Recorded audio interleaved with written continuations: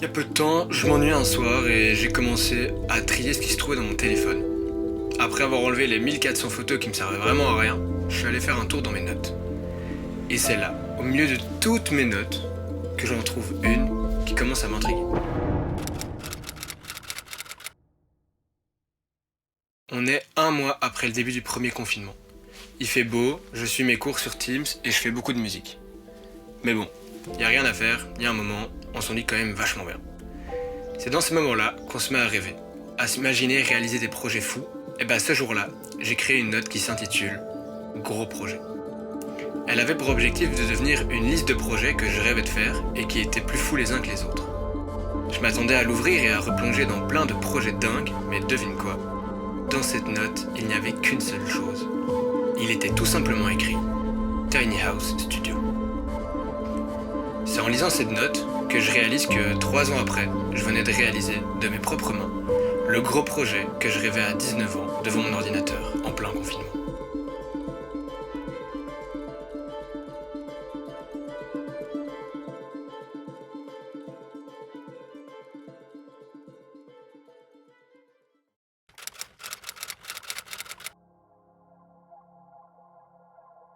Je me lance pleinement dans une année dédiée à la rénovation et à l'aménagement d'un véhicule. Après des tonnes de recherches sur Marketplace, deuxième main, eBay et j'en passe, je décide d'ouvrir le champ de recherche non pas qu'aux vannes aménagées, mais aussi aux caravanes. C'est alors qu'en début septembre, je vois cette magnifique caravane Viking de 1985 à vendre pour la modique somme de 1400 €. Ni une ni deux, je pars le lendemain pour Gand afin de la visiter et qui sait pourquoi pas revenir avec.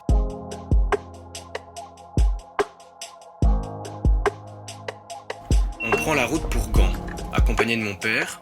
Après une petite visite de la caravane, je suis assez vite convaincu que celle-ci deviendra mon gros projet. Là où elle marque déjà beaucoup de points, c'est que je peux me tenir debout dedans. Elle est aussi déjà fonctionnelle, juste la douche qui ne fonctionne plus, et elle peut accueillir jusqu'à 4 personnes pour dormir. Le point négatif, c'est que le sol à l'avant est complètement pourri et il a complètement pris l'eau. Finalement, je me fais la réflexion que vu que mon projet est de refaire l'intérieur de A à Z, je me dis que c'est pas plus mal d'avoir une caravane assez vieille où je pourrais vraiment tout casser sans avoir de remords. C'est alors après un petit café avec les anciens propriétaires que nous repartons avec, accrochée derrière nous, une caravane Viking des années 1985 pesant 930 kg et qui se nomme dès à présent Josette.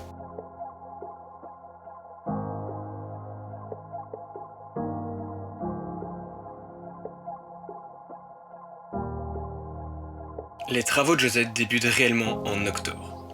Comme tu as sûrement déjà pu le voir dans toutes les précédentes vidéos, et si c'est pas le cas, je t'invite à aller les visionner juste avant, ce n'était pas de tout repos.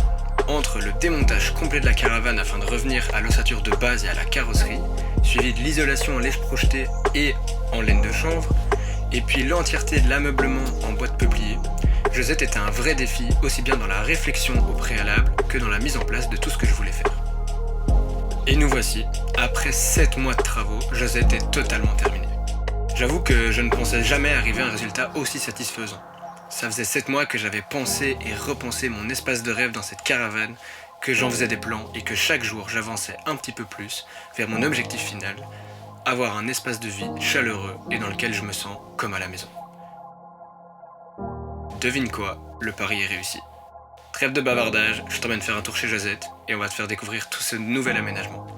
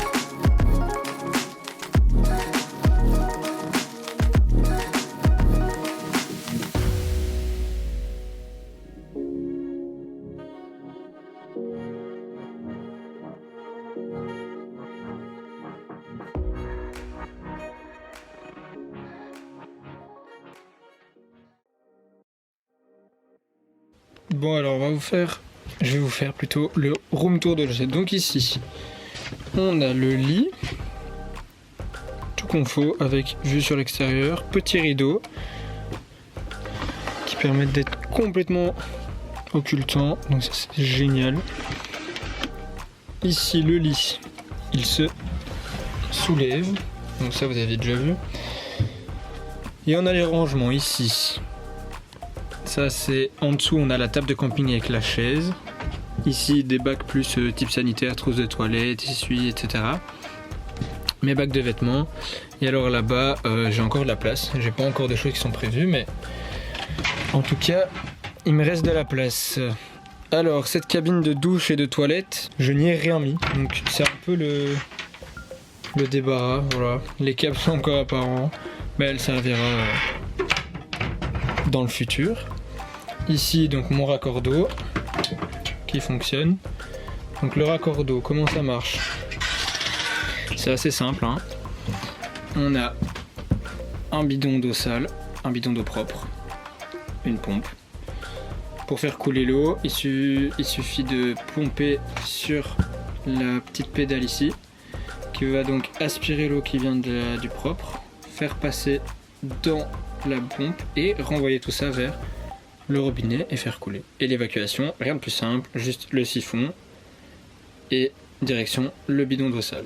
Pour les connexions, ici on a le raccord Chantal, que je sais pas pourquoi ça s'appelle comme ça, mais donc c'est un raccord rapide qui permet d'éclipser très rapidement et qui est un raccord alimentaire. Donc c'est assez important que ce soit quelque chose qui soit prévu pour de l'eau potable sans particules qui s'en vont. Alors par contre, comme vous voyez à côté, le raccord pour l'eau grise, on s'en fout, hein, on la boit pas. Et donc ça c'est vraiment juste un raccord de tuyau d'arrosage. Et donc il suffit de déconnecter ça et alors on peut prendre le bidon et aller le jeter. Pareil pour l'autre côté, hein, on décroche ici et on prend le bidon et on va le remplir. Le tout tenu par une bonne sangle, donc ça bouge pas. Pour la cuisine, j'ai une tac au gaz simple avec la bonbonne de gaz intégrée. Je voudrais mettre des tacs encastrés, mais celles que je voulais sont rupture de stock, donc pour le moment ce sera fait avec ça. Et alors les tiroirs, ici, vous les avez déjà vus, mais maintenant ils sont remplis. On a un magnifique bac à couverts trouvé à 20 centimes dans la brocante de mon village. Donc un peu de tout, hein, tout ce qu'il faut, la planche à découpe. Et ici c'est plus des trucs que j'aurais besoin rapidement, type une lampe de poche, quelques rangements. Et après là on a, voilà, de nouveau trouvé à la brocante, le range-vert. On a différents compartiments de rangement, les chips, etc. Et alors voilà. Ici les deux banquettes qui ont chacune en dessous du coup des rangements. Je vais pas les ouvrir, mais donc ici en dessous on a le rangement des outils et du matériel pour des réparations, que ce soit au niveau électrique, etc. Et alors de ce côté-ci, j'ai des affaires à moi, une guitare, un skateboard et le câblage pour pouvoir me connecter au réseau et être alimenté en électricité lorsque j'y ai droit en camping. Et pour terminer, le frigo. Voilà, donc le café, les œufs, les croûtes en chocolat, le pain, tout pour un bon petit déj. Et ici là, comme vous voyez, je viens de rentrer des courses pour ce soir. Des pâtes arrabbiata, des petits chips en apéro, on se fait plaisir avec un petit oasis. Et les cookies c'est pour demain avec la baguette. Donc voilà.